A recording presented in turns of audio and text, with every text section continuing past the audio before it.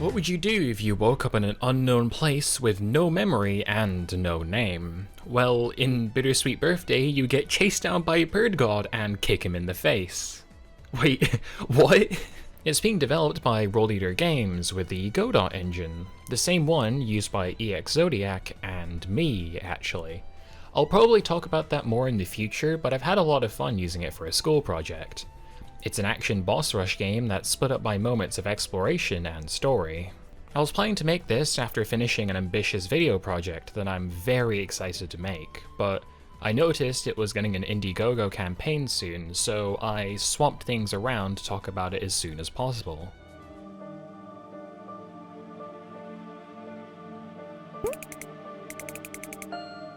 You've woken up in a mysterious facility with amnesia, but luckily, you aren't alone.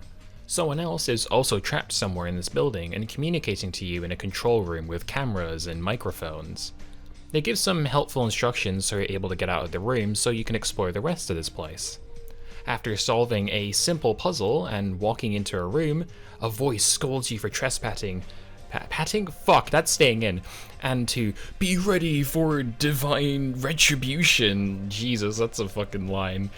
And then freeze. Oh, this is so good. This is a fantastic way to show the players the controls, what the dodge animation looks like, and a situation where you might need to use it.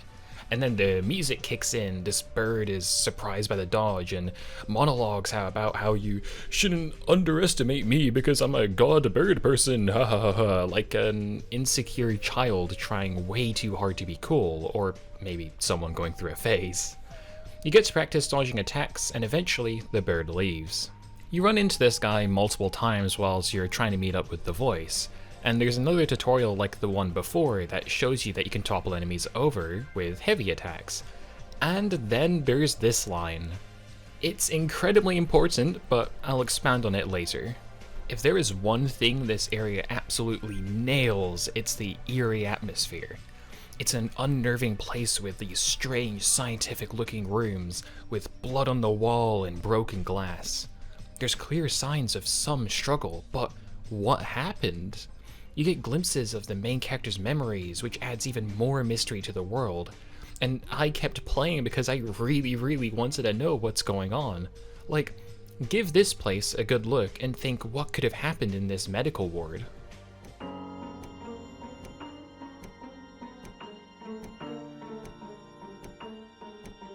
The music, the broken beds, the tapping of the broken door, and lost personal belongings really make this area work.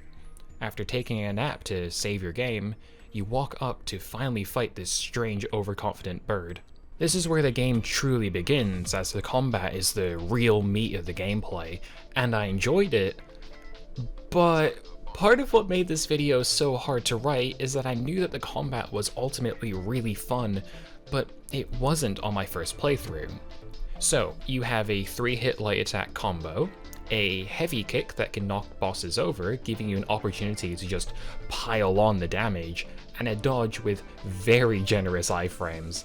I'm not kidding, you can't get hit during the whole animation. Despite the simple moveset, this fight is really challenging as some of the boss's attacks are straight up bullet hell patterns, and I love that. Weaving your way around the feathers without getting hit feels so good. His moves are generally well telegraphed, making for a very difficult but fair first boss. When you kick his health down to 0, the screen darkens and you go into this super dramatic freeze frame attack that transitions to the next phase, which has new and different attacks to keep you on your toes. While the demo is only one boss fight that's pretty hard, I can tell that the combat has a ton of potential and could easily be something that I love. I'm a huge fan of the Monster Hunter series, and this boss fight is giving me that same sort of challenge and satisfaction. I'm actually trying to get this video done before the new game comes out, or else this video will never be done. I'm going to have to stay up late editing, oh god. While the main gameplay has a solid foundation for something fantastic, and is very close to being there, it has some issues that I have to talk about that left me with a shaky first impression of the combat. The biggest one being the unclear explanation of the stun mechanic. Let's rewind a bit. Make the enemy lose their focus with a 3-hit combo. So, from the way it's worded, I guess I just hit them with the combo, which opens them up to being knocked over by a heavy attack. But how it actually works is that you need to keep doing that 3-hit combo until they get this red glow. Then, you can interrupt the boss's attack with your big kick to knock them over. It doesn't help that the first time this is introduced to you in the cutscene, you knock the bird over without that glow being there, and he isn't doing an attack, which isn't how that works. On my first playthrough, I had no idea why the stuns were so inconsistent, and this made the fight seem way harder than it actually is. Once I managed to figure out how to actually stun the boss, I started to enjoy the game far more. The way it works is great. When you manage to get the boss in a stunnable state, you have to read his patterns to find an opportunity to hit him during an attack. And toppling him as he dashes towards you feels amazing to pull off, as the game zooms in, slows down, adding that extra oomph to the attacks. It gives you a much needed advantage in this difficult fight. There are some moves that are hard to dodge because they happen too fast, which can feel a tad unfair. The dodge itself is fine, but I'm not a fan of how you stand still for a bit at the end of the animation, meaning you could avoid one attack but get hit by another, making it a really risky option. Though that could be intentional since good positioning and movement is enough to avoid damage, with like one exception. It also eats up a lot of stamina, which is needed to do any attack, punishing you for relying on it too much. The stamina system itself is something that I'm split on. On one hand, it keeps button mashing players in check since you can't dodge with 0 stamina and the regen speed is slow. On the other hand, it can basically be completely ignored if you move around attacks instead of ever going for the laggy dodge, since you'll always have more than enough stamina. I think it's something that needs to be looked at, as I tried my best to really figure out why it feels a tad off to me, but unfortunately I can't pinpoint why. I feel like I've been a bit harsh on the combat, but that's because I think it's fantastic fun, and it's nearly there, but it has a few small issues that really left a negative impact on people that clearly really want to like the game, if the comments and Let's Plays are anything to go by. Of course, it's in early development, so this type of thing is to be expected. I'm sure these issues could be ironed out later on, which was why I really wanted to make this video to highlight them, and the fact that even the more critical comments still praise the game for the many things it manages to get right says a lot about the quality of the game, like everything that happens after the boss.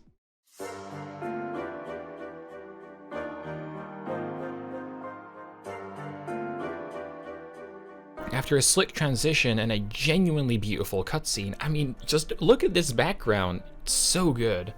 The game slows down and throws you into a flashback, I think, where the game's writing really shines.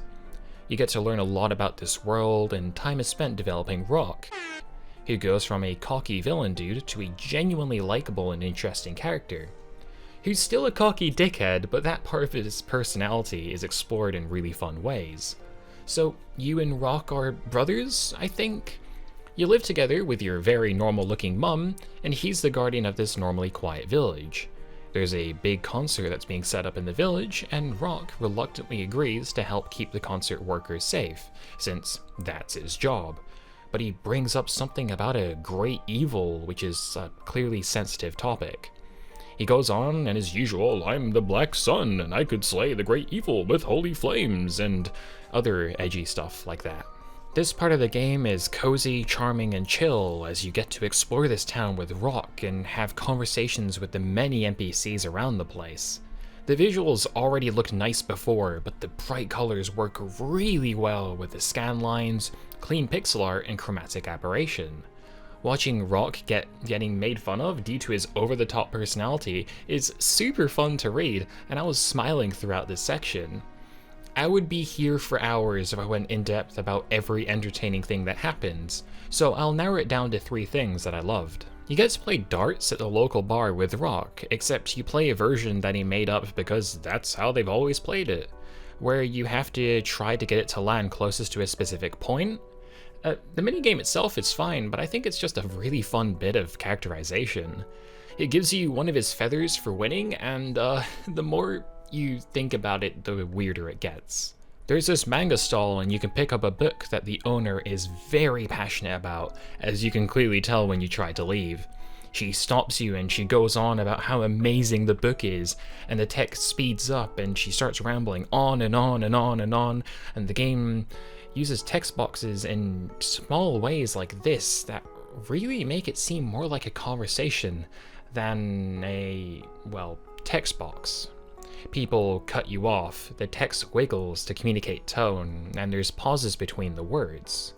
Clearly, a lot of work went into this as they released a post showing the process making it, and while it's a long devlog, it's a fascinating and helpful read that also shows just how much I've got to learn. And finally, this cutscene near the end of the demo, once you stop messing around and go to guard the concert workers. This part sold me on the game's writing, as this is where I really started to like Rock. He spends the whole demo acting like a high and mighty douchebag just because he's a god person thing I don't really know actually, but for the first time he's genuinely afraid and you realize that that whole shtick is mostly an act. Despite being immortal, he starts to fear for his life due to something happening, and I genuinely felt really bad for the guy. Suddenly you hear a roar, people are panicking, and you both go to check what's happened. Oh, I'm not showing what happens? Go play it yourself, you dummy. Bittersweet Birthday is a very promising demo with stellar writing, clean presentation, and challenging boss fights. While I feel a little mean for really digging into the game for what are really small and fixable issues, that's because I don't really have anything else to criticize, and I have a habit of being very critical about games that I truly care about. I hope this game gets the funding it deserves, as I'm so excited to see where the story will go.